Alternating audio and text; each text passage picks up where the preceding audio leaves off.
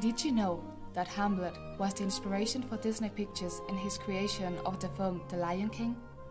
Did you know that many quotes we have today can be found in Shakespeare's plays? Did you know that Cervantes represented each aspect of the human being in his Don Quixote, while Shakespeare wrote each play to represent one emotion? Welcome to this, our second program, Did You Know, at cttRadioDuende.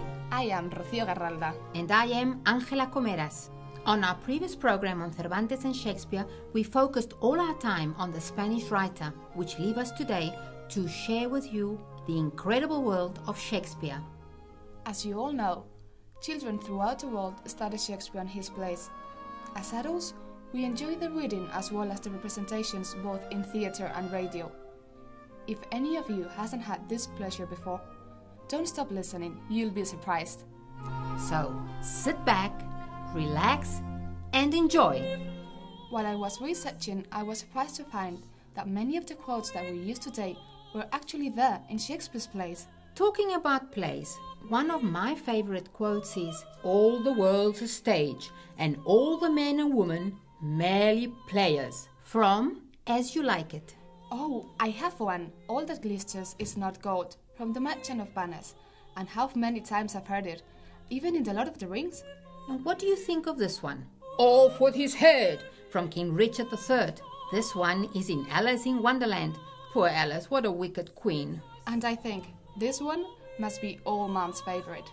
"I must be cruel only to be kind," from Hamlet. How is that for an excuse? And this, "Methinks the lady doth protest too much," from Hamlet. What irony. I don't think I need to say any more about this one. "What's done is done," from Lady Macbeth. This one hits us when we hear it, as we are faced with our reality. "For goodness sake," from Henry VIII. Reality is not that bad. We can live with it. Yes, we can live with it, but not change it. I'm sure that Henry VIII really loved the one you mentioned before. "Off with her head." Knock, knock. Who's there? What are you doing, Ángela? We're still live. That got you, huh? That is a quote from Macbeth. No way. Yes way. You've just got to love Macbeth. Shakespeare had a good way of showing us in his plays the different human emotions. Unlike Cervantes, who portrayed every human emotion in his characters of Don Quixote, Shakespeare created individual figures that symbolize each of their emotions and the consequences when taken to the limit. Yes, like Hamlet, whose soul was always in doubt, and Othello with his jealousy. And Iago, who took perversion to new limits. And we all know the consequences of the love between Romeo and Juliet. And of course, we can't forget Lady Macbeth and her ambition. Isn't it enlightening? I'd love to see one of those plays right now, don't you? Of course, I'd love to, but sadly it's not possible now. But wait, we could read a few fragments. It's not the same, but at least it's something. Great. Where do we start?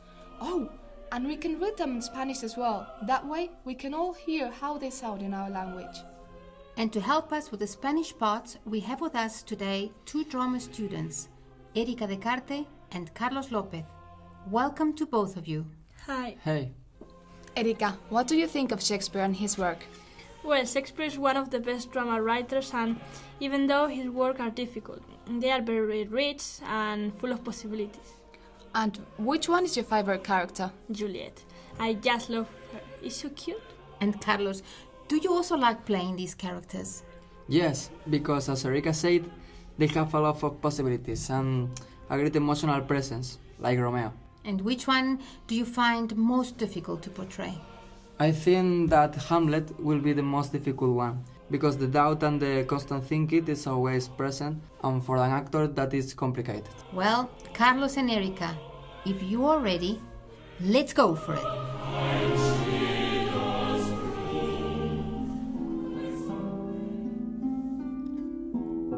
So, what would Hamlet say? To be or not to be?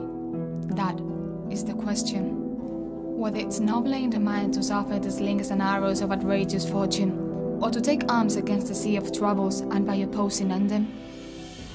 To die, to sleep no more, and by asleep to say we end the headache and the thousand natural shocks that flesh is heir to. 'tis a consummation devoutly to be wished.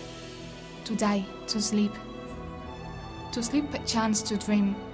Oh, there's the rub, for in that sleep of death, what dreams may come when he hath shaved off this mortal coil, must give us pause. There's the respect that makes calamity of so long life. For who will bear the whips and scorns of time? The oppressor's wrong, the proud man's contumely, the pangs of despised love, the law's delay, the insolence of office, the spurns that patient merit of the unworthy takes, when he himself might his quietus make with a bare bodkin.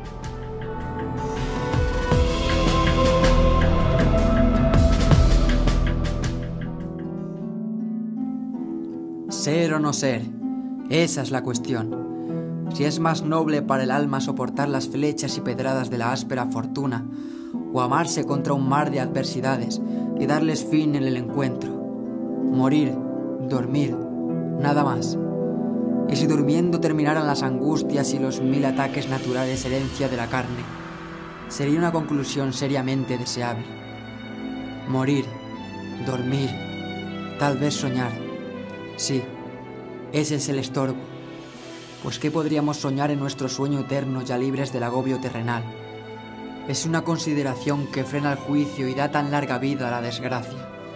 Pues, ¿quién soportaría los azotes e injurias de este mundo, el desmán del tirano, la afrenta del soberbio, las penas del amor menospreciado, la tardanza de la ley, la arrogancia del cargo, los insultos que sufre la paciencia, pudiendo cerrar cuentas uno mismo con un simple puñal?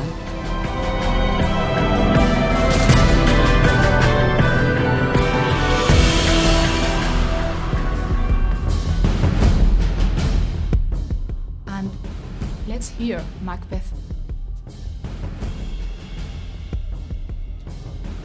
She should have died hereafter. There would have been a time for such a word. Tomorrow, and tomorrow, and tomorrow creeps in this petty pace from day to day to the last syllable of recorded time. And all of our yesterdays have lighted fools the way to dusty death. Out, out, brief candle. Life's but a walking shadow, a poor player that struts and frets his hour upon the stage and then is heard no more. It is a tale told by an idiot, full of sound and fury, signifying nothing.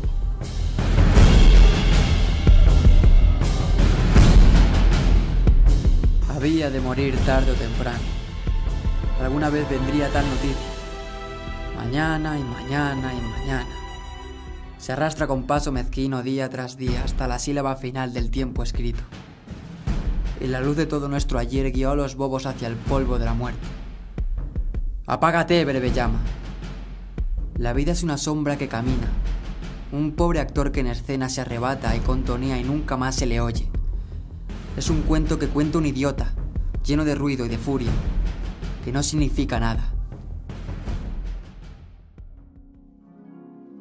Now our two great lovers, Romeo and Juliet. Oh, Romeo, Romeo, wherefore art thou, Romeo? Deny thy father and refuse thy name, or if thou wilt not, be but sworn, my love, and I'll no longer be a Capulet. Shall I hear more, or shall I speak at this? 'Tis by thy name that is my enemy. Thou art thyself, though not a Montague. What's a Montague? It is nor hand, nor foot, nor arm, nor face, nor any other part belonging to a man. Oh, be some other name. What's in a name? That which we call a rose, by any other word, would smell as sweet. So Romeo would, were he not Romeo called, retain that dear perfection which he owes without that title. Romeo, dove thy name, and for thy name which is not part of thee, take all myself. I take thee at thy word. Call me but love, and I'll be new baptized henceforth. I never will be Romeo.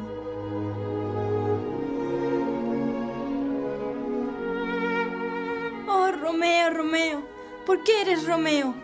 Renuncia a tu padre, adjura tu nombre. O si no quieres esto, jura solamente amarme y ceso de ser una Capuleto. ¿Debo oír más o contestar a lo dicho? Solo tu nombre es mi enemigo.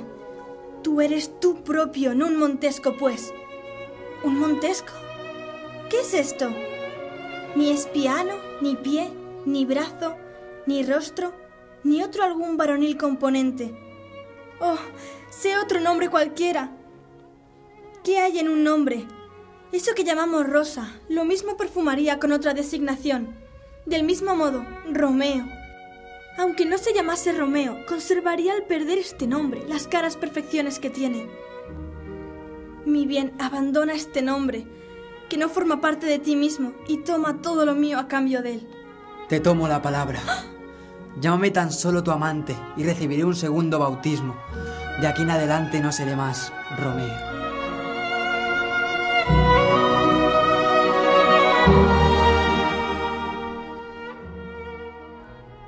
And in Midsummer Night's Dream, what does our lovely Elena have to say?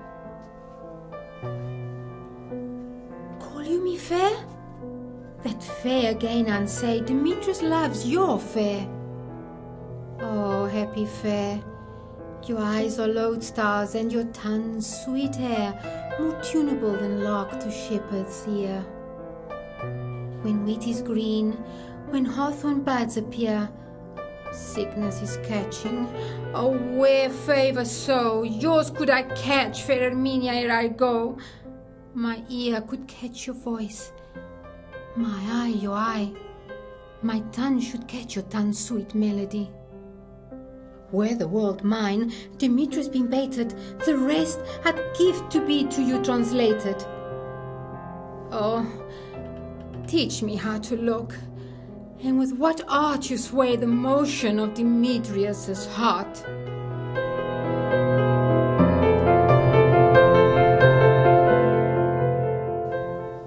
¿Bella me llamas? Desdícete de mi belleza, que Demetrio te ama por bella. Ay, bella afortunada, tus ojos son estrellas polares, y la dulce melodía de tu lengua es más dulce que la alondra para los oídos del pastor, cuando el trigo está verde y echa capullos el espino. La enfermedad es contagiosa. Si también lo fuera el favor.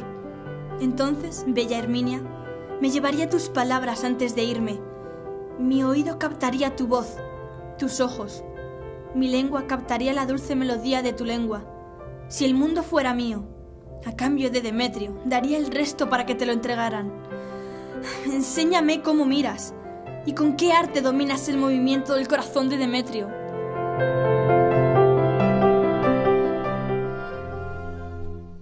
So what did you think? Did you like it?